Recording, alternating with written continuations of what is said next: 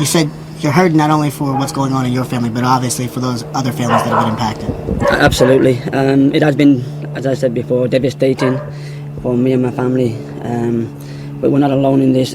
My heart goes out to all the other families that were affected by this. And I know words will not bring your families back, and I know that nothing I can say can change what happened. But please believe me, my thoughts are with all of those families, and I hope that they can get through this.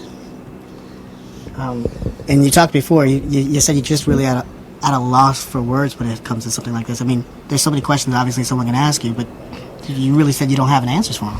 Well, sometimes you try to find the right words, and there really isn't.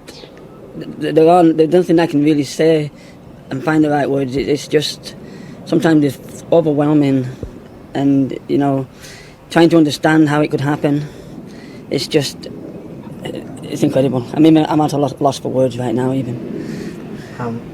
You told me before you didn't want to talk too much about your son, obviously, because you're going through so much pain, but you also realize that people are going to remember him differently now forever. He'll always be remembered for what he did on Thursday, I know that. I can't change that. At the moment, I'm just leaving up to the police to do their investigations as to, you know, his history and everything in his background.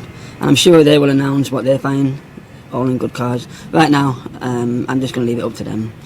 The only thing I would like to say, the question that I would like to ask is how on earth could he compile 13 guns?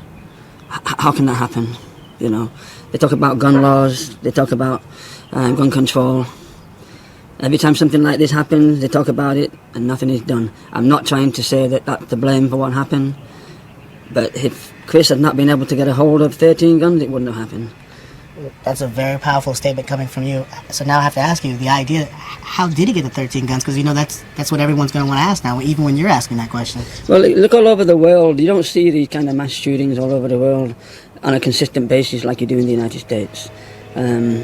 So somebody has to ask the question, how is it so easy to get all these guns? How is it so easy? 13 guns. I've never held a gun in my life, and I never want to, but I know there are people that do. But you have to ask that question, is how was he able to compile that kind of arsenal? Did you know he had 13 guns? I had no idea he had any guns. I had no idea that he had any guns whatsoever. And I'm a great believer that you don't buy guns. Don't buy guns. You don't buy guns. So even you want changes. You want the gun laws to change. It has to change. It has to change. How can it not? Even people that believe in the right to bear arms. You know, what right do you have to take people's lives? That's what guns are, the killers. That's simple as that. It's as simple as that. It's black and white. What do you want a gun for? And my very last question, mentally, you said how did he have 13 guns, but there's a lot of people talking about his mental makeup. You said the police are going to dig into that.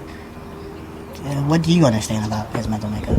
Well, I'm going to let the police follow through with all the investigations on that. You know, whatever they determine is something that they're going to find through the investigations. You know, I don't have any comment to make on his mental state. Obviously, somebody that goes and kills 9 people has to have some kind of issue, whatever it is, and let the police determine what they find.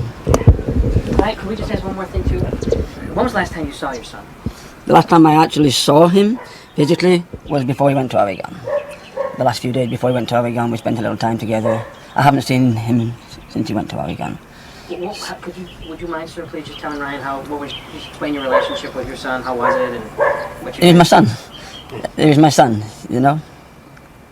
There isn't any kind of disharmony or any bitterness or anything like that between him and I. We came here, when he was down here, we saw each other, went for dinner, and, you know, did things that something dad do, you know, just talk. And he lived with his mother the whole time, so he didn't come and live with me at all. And so we had a harmonious relationship. Thank you. Thank you. Thank you. Thank you. All right.